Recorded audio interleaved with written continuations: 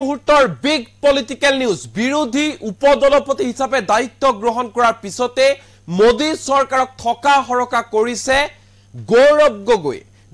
গগৈৰ ফালৰ পৰা কোৱা হৈছে আমি বিৰোধী হলেও চৰকাৰৰ শত্ৰু নহয় পুনৰবাৰ কৈছো গৌৰৱ গগৈৰ মন্তব্য যে আমি বিৰোধী হলেও চৰকাৰৰ শত্ৰু নহয় চৰকাৰে ভাল কাম কৰক আমি প্ৰশংসা কৰিম কিন্তু চৰকাৰে যেতিয়া জনসাধাৰণৰ বিৰোধী কাম কৰিব তেতিয়া আমি হজুৰে মাত মাতি যাম আমি প্ৰত্যাহ্বান জনাম মোদী চৰকাৰক আৰু বিৰোধিতা কৰি যাম তদুপৰি গৌৰৱ গগৈৰ ফালৰ পৰা অভিযোগ উত্থাপন কৰা হৈছে ইডি হক বা সিবিআই হক নিজৰ ৰাজনৈতিক অংশ হিচাপে মোদী চৰকাৰে ব্যৱহাৰ কৰি আহিছে ইডি আৰু সিবিআই তদুপৰি গৌৰৱ গগৈৰ মন্তব্য যে প্ৰধানমন্ত্ৰী নৰেন্দ্ৰ মোদীয়ে যি ধৰণে হিন্দুত্বৰ নামত ভোট বিচাৰি থাকে হেয়া আৰু হবলৈ দিয়া নহব কাৰণ সমাজে এতিয়া হেয়া গ্ৰহণ নকৰে এই মুহূৰ্তত জনাইছো এই ডাঙৰ খবৰ আমি বিৰোধী হলেও চৰকাৰৰ শত্ৰু নহয় এই মন্তব্য কৰিছে গৌৰৱ গগৈ বিজেপিৰ হিন্দুত্ববাদী ৰাজনীতি ভয় আৰু শংকাৰ ওপৰত নিৰ্ভৰশীল হিন্দু ধৰ্মৰ আবেগ দেখুৱাই ভোট খুজিলে সমাজে কেতিয়াও গ্ৰহণ নকৰে মোদীয়ে যিমানে হিন্দু ধৰ্মৰ আবেগ দেখুৱাই ভোট খুজক এতিয়া আৰু কোনো লাভ নাই অসমৰ বানপানীৰ বাবে পেকেজ নালাগে আঁচনি দিয়ক মোদী চৰকাৰে পেকেজ বহুত হল এতিয়া আঁচনি দিয়ক চৰকাৰে নিজে পেপাৰ লিক কৰে আৰু নিজে ফলাফলত বিসংগতি কৰে সিবিআই আৰু ইডিক নিজৰ ৰাজনীতিৰ অংশ হিচাপে ব্যৱহাৰ কৰি আহিছে বিজেপিয়ে নিজৰ আঙুলিৰ মূৰত নচুৱাই আছে ইডি আৰু সিবিআই মোদী চৰকাৰে কোনো অপৰাধী বিজেপিত যোগদান কৰিলে গুচৰ নোহোৱা হৈ যায় অপৰাধ মুক্ত হৈ যায় হেয়া আতৰ কৰক প্ৰথমে বিজেপিয়ে সংসদৰ গুৰুদায়িত্ব গ্ৰহণ কৰিয়ে এনে ধৰণে কেইবাটাও মন্তব্য দাঙি ধৰিছে সাংসদ গৌৰৱ গগৈ পুনৰবাৰ কৈছো গৌৰৱ গগৈক যেহেতু বিৰোধী উপদলপতিৰ দায়িত্ব অৰ্পণ কৰা হৈছে আৰু ইয়াৰ পাছতে গৌৰৱ গগৈৰ ফালৰ পৰা কোৱা হৈছে হিন্দু ধৰ্মৰ আবেগ দেখুৱাই এতিয়া মোদী লাভ নাই কাৰণ হিন্দু ধৰ্মৰ আবেগ দেখুৱা কাৰ্যক এতিয়া সমাজে গ্ৰহণ নকৰে অসমৰ বানপানীৰ বাবে বহু পেকেজ ঘোষণা কৰিলে ইটোৰ পিছত আনটো পেকেজ এতিয়া পেকেজৰ প্ৰয়োজন নাই আঁচনি দিয়ক অসমৰ জনতাক সিবিআই আৰু ইডিক নিজৰ ৰাজনৈতিক অংশ হিচাপে দীৰ্ঘদিন ধৰি শাসনত অধিষ্ঠিত হোৱাৰ পিছৰে পৰা মোদী চৰকাৰে ব্যৱহাৰ কৰি আহিছে বুলি বিস্ফোৰক অভিযোগ উত্থাপন কৰিছে গৌৰৱ গগৈ তাতোকৈ ডাঙৰ কথাটো হৈছে যে গৌৰৱ গগৈৰ অভিযোগ যিসকল অপৰাধী আছে সেই অপৰাধীয়ে বিজেপিত যোগদান কৰাৰ পিছতে তেওঁলোক সকলো মাফ হৈ যায় তেওঁলোক অপৰাধ মুক্ত হৈ যায় আৰু ডাঙৰ নেতা হৈ যায় এনে ধৰণে তীব্ৰ কটাক্ষ কৰিছে গৌৰৱ গগৈ পলম নকৰো কি কৈছে গৌৰৱ গগৈ মন দি শুনক মোক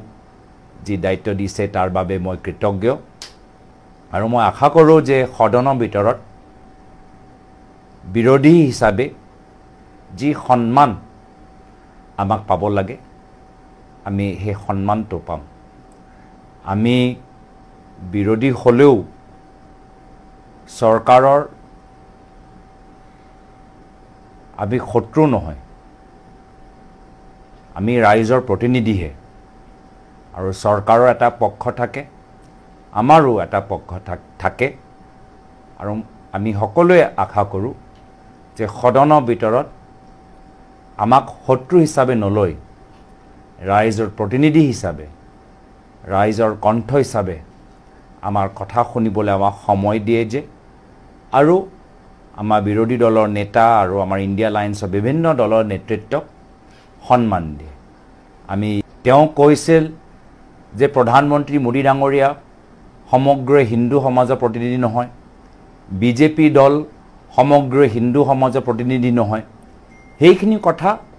পাৰ্লামেণ্ট ৰেকৰ্ডৰ পৰা কৰ্তন কৰা গ'ল আৰু তাৰ পিছত আমি দেখা পালোঁ যে এটা অপপ্ৰচাৰ বিজেপি দলৰ ফালৰ পৰা আৰম্ভ কৰা গ'ল যে ৰাহুল গান্ধী ডাঙৰীয়াই হিন্দু বিৰোধী কিছু কথাবোৰ প্ৰকাশ কৰিছে এই যে অপপ্ৰচাৰ আপোনালোকে যোৱা উপনিৰ্বাচনত দেখা পাইছে যে এটা মহান হিন্দু তীৰ্থস্থল বদ্ৰীনাথ সেই বদ্ৰীনাথৰ ভিতৰতো ৰাইজে ইণ্ডিয়া লাইন্সক জিকাইছে, কংগ্ৰেছ দলটোক জিকাইছে। চ' যি উদ্দেশ্য বিজেপি দলৰ প্ৰধানমন্ত্ৰী মোদী ডাঙৰীয়াই নিজে অপপ্ৰচাৰ তেওঁ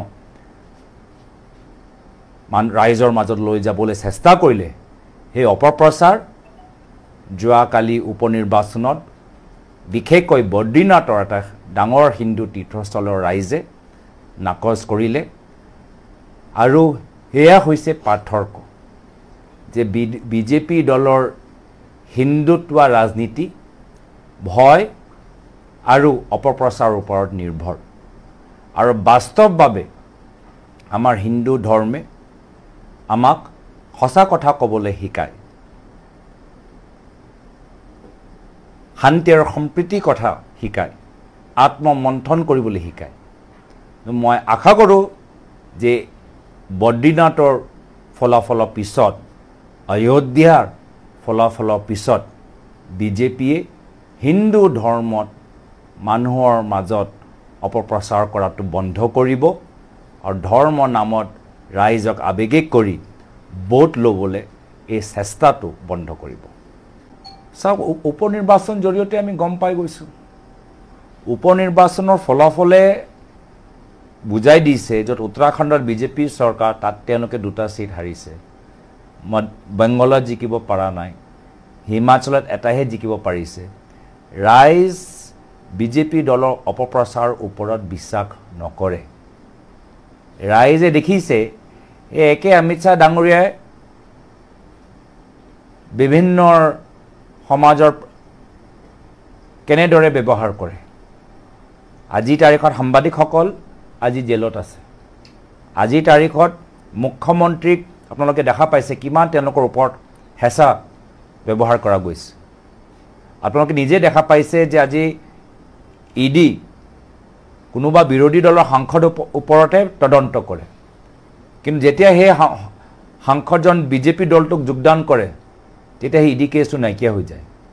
তো অমিত শ্বাহ ডাঙৰীয়াই যি নিজে নিজৰ বিভাগটো আৰু CBI ইনকাম টেক্স বিজেপি দলৰ এটা অংশ হিচাপে ব্যৱহাৰ কৰি আছে, তেওঁক সংবিধানৰ ৰক্ষা কৰাৰ ক্ষেত্ৰত আমাক পৰামৰ্শ দিয়াটো উচিত নহয় মই ভাবোঁ। চাৰিওফাল য'ত য'ত বিজেপি চৰকাৰ আছে তেওঁলোকে এনেধৰণৰ কামবোৰ কৰি আছে, যাৰ ফলত চাকৰি যিসকলে পাব লাগে এই গোটেই প্ৰক্ৰিয়াটো তেওঁলোকে ঠেলিবলৈ বিচাৰে। পেপাৰ তেওঁলোকেহে লিক কৰাব, যাৰ ফলত আকৌ পেপাৰ দিব লাগে। পেপাৰ দিয়াৰ পিছত আকৌ ৰিজাল্ট তেওঁলোকেই ডিলে কৰিব, যাৰ ফলত আকৌ তেওঁলোকে চাকৰি দিয়াৰ প্ৰক্ৰিয়াটো পিছুৱাব পাৰে। এই গোটেই তেওঁলোকৰ টেকটিক্স হৈছে ডিলে টেকটিক্স। আজি বিভিন্ন আমাৰ মানুহখিনি আজি কণ্ট্ৰেকচুৱেল চাকৰি কৰি আছে, তেওঁলোকক আজি তেওঁলোকে প্ৰভিঞ্চিয়েলাইজ ৰেগুলাৰাইজ কৰিব পৰা নাই। ফাৰ্মাচী কাউন্সিলত সমস্যা আছে, ভেঞ্চাৰ স্কুলৰ শিক্ষকসকলৰ সমস্যা আছে। চ' এইটো গোটেই তেওঁলোকৰ টেকটিক্স, ডিলেইং টেকটিক্স। তেওঁলোকে চাকৰি তেওঁলোকে দিবলৈ নিবিচাৰে আৰু সেইটোৱে কাৰণে আজি ৰাইজে গম পাই গৈছে যে এইখন চৰকাৰ যেতিয়ালৈকে আছে সাধাৰণ মানুহৰ ভাল দিন নাহে, সাধাৰণ ঘৰৰ ল'ৰা ছোৱালী নিযুক্তি নাপায়। বৰ্তমান উত্তৰ পূৰ্বাঞ্চলত বিভিন্ন ঠাইত বৰষুণ দি আছে, বানপানী কবলত আমাৰ যথেষ্ট ডেমেজ হ'ল, যথেষ্ট ক্ষতি হ'ল। আমি বিচাৰোঁ যে এইবাৰ যে বাজেটৰ অধিৱেশন হ'ব, কেন্দ্ৰৰ চৰকাৰে এটা গুৰুত্বপূৰ্ণ পেকেজ আমাক দিব, যি পেকেজ পোৱাৰ পিছত য'ত য'ত আমাৰ মাথাউৰি ভাঙিছে ছিঙিছে তাত পুনৰ নিৰ্মাণৰ কাম হ'ব। আৰু য'ত য'ত আমি নিজে দেখিছোঁ গৰাখহনীয়া যথেষ্ট হৈ আছে, মাহামৰাত, চেঙাত, মন্দিয়াত, বৰপেটাত, বৰাক অঞ্চলত, তাত ডাঙৰ এটা প্ৰজেক্ট ল'বলৈ আমি সুবিধা পাম। এনেকুৱা এটা প্ৰজেক্ট, এনেকুৱা এটা আঁচনি লওক। ইয়াৰ পূৰ্বে বানপানী নিয়ন্ত্ৰণ মেনেজমেণ্ট প্ৰগ্ৰাম এটা আছিলে, ফ্লাড মেনেজমেণ্ট প্ৰগ্ৰাম। মোদী চৰকাৰ অহাৰ পিছত সেই আঁচনি বন্ধ হ'ল। এইবাৰ আমি দেখিছোঁ যে সময়মতে মাথাউৰি নিৰ্মাণ কাম নকৰাৰ বাবে বা সবলীকৰণৰ কাম নকৰাৰ বাবে কলিয়াবৰৰ হাতীমূৰীয়া ৰাইজে কিমান তেওঁলোকে আজি বিপদত পৰিলে। তো আমি আশা কৰোঁ যে বিশেষভাৱে এটা আঁচনি, খালি মাত্ৰ পেকেজ নহয়, এটা আঁচনি বানপানীৰ আৰু গৰাখহনীয়া নিয়ন্ত্ৰণৰ বাবে ইয়াৰ আগৰ দৰে যেনেকুৱা আছিলে আমাৰ মনমোহন সিং ডাঙৰীয়া চৰকাৰ দিনত একে এটা আঁচনি আৰু আঁচনিৰ লগত এটা শকত ৰকম তেওঁলোকে উত্তৰ পূৰ্বাঞ্চলৰ বাবে নিৰ্ধাৰিত কৰে। আৰু নাম ল'বলৈ বিচৰা নাই, কিন্তু সকলোৱে আহাটো মই নিবিচাৰোঁ। যিসকলে বেয়া দিনত নিজৰ সুবিধা চাই আমাৰ দলটোক ত্যাগ কৰিলে, মই ভাবোঁ এইটো মোৰ ব্যক্তিগত ৰায় নহয়, বহুত কংগ্ৰেছ দলৰ কৰ্মীখিনি তেওঁলোকক ঘূৰি অহাটো নিবিচাৰে। আৰু মই আশা কৰোঁ যে অলপ দিনৰ পিছত আমাৰ গুৱাহাটীত এটা দলীয় উচ্চস্তৰীয় বৈঠক হ'ব। আমি এটা গাইডলাইন আমি এটা তাত নিৰ্ধাৰিত কৰোঁ, য'ত আমাৰ কৰ্মীসকলৰ ৰায়ৰ ওপৰত এনেধৰণৰ সিদ্ধান্তবোৰ নিৰ্ভৰ হ'ব লাগে। যদি আমাৰ কৰ্মীখিনিয়ে কয় যে এজন বিশেষ নেতা ল'লে তেওঁলোকৰ কোনো আপত্তি নাই, দলটো শক্তিশালী হ'ব, তেতিয়া মোৰো আপত্তি নাই। কিন্তু যদি আমাৰ কৰ্মীখিনিয়ে কয় কি নহয়, এইখিনি মানুহে আমাক ক্ষতি কৰিলে, আজিৰ তাৰিখত তেওঁলোকে বতৰ চাই নদীৰ সোঁতটো দেখি পাই ঘূৰি আহিবলৈ বিচাৰে, তেওঁলোকক আহিব দিব নালাগে, তেতিয়াহ'লে মোক যি দায়িত্ব দিছে তাৰ বাবে মই কৃতজ্ঞ। আৰু মই আশা কৰোঁ যে সদনৰ ভিতৰত বিৰোধী হিচাপে যি সন্মান আমাক পাব লাগে, আমি সেই সন্মানটো পাম। আমি বিৰোধী হ'লেও চৰকাৰৰ আমি শত্ৰু নহয়, আমি ৰাইজৰ প্ৰতিনিধিহে। আৰু চৰকাৰৰ এটা পক্ষ থাকে, আমাৰো এটা পক্ষ থাকে। আৰু আমি সকলোৱে আশা কৰোঁ যে সদনৰ ভিতৰত আমাক শত্ৰু হিচাপে নলৈ ৰাইজৰ প্ৰতিনিধি হিচাপে, ৰাইজৰ কণ্ঠ হিচাপে আমাৰ কথা শুনিবলৈ আমাক সময় দিয়ে যে, আৰু আমাৰ বিৰোধী দলৰ নেতা আৰু আমাৰ ইণ্ডিয়া লাইন্সৰ বিভিন্ন দলৰ নেতৃত্বক সন্মান দিয়ে। তেওঁ কৈছিল যে প্ৰধানমন্ত্ৰী মোদী ডাঙৰীয়া সমগ্ৰ হিন্দু সমাজৰ প্ৰতিনিধি নহয়, বিজেপি দল সমগ্ৰ হিন্দু সমাজৰ প্ৰতিনিধি নহয়। সেইখিনি কথা পাৰ্লামেণ্ট ৰেকৰ্ডৰ পৰা কৰ্তন কৰা গ'ল। আৰু তাৰ পিছত আমি দেখা পালোঁ যে এটা অপপ্ৰচাৰ বিজেপি দলৰ ফালৰ পৰা আৰম্ভ কৰা গ'ল যে ৰাহুল গান্ধী ডাঙৰীয়াই হিন্দু বিৰোধী কিছু কথাবোৰ প্ৰকাশ কৰিছে। এই যে অপপ্ৰচাৰ আপোনালোকে যোৱা উপনিৰ্বাচনত দেখা পাইছে যে এটা মহান হিন্দু তীৰ্থস্থল বদ্ৰীনাথ, সেই বদ্ৰীনাথৰ ভিতৰতো ৰাইজে ইণ্ডিয়া লাইন্সক জিকাইছে, কংগ্ৰেছ দলটোক জিকাইছে। যি উদ্দেশ্য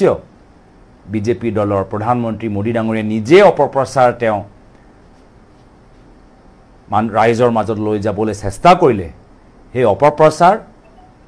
যোৱাকালি উপনিৰ্বাচনত বিশেষকৈ বদ্ৰীনাথৰ এটা ডাঙৰ হিন্দু তীৰ্থস্থলৰ ৰাইজে নাকচ কৰিলে। আৰু সেয়া হৈছে পাৰ্থক্য যে বিজেপি দলৰ হিন্দুত্ব ৰাজনীতি ভয় আৰু অপপ্ৰচাৰৰ ওপৰত নিৰ্ভৰ। আৰু বাস্তৱভাৱে আমাৰ হিন্দু ধৰ্মে আমাক সঁচা কথা ক'বলৈ শিকায়, শান্তি আৰু সম্প্ৰীতিৰ কথা শিকায়, আত্মমন্থন কৰিবলৈ শিকায়। মই আশা কৰোঁ যে বদ্ৰীনাথৰ ফলাফলৰ পিছত, অযোধ্যাৰ ফলাফলৰ পিছত বিজেপিয়ে হিন্দু ধৰ্মত মানুহৰ মাজত অপপ্ৰচাৰ কৰাটো বন্ধ কৰিব আৰু ধৰ্মৰ নামত ৰাইজক আবেগিক কৰি ভোট ল'বলৈ এই চেষ্টাটো বন্ধ কৰিব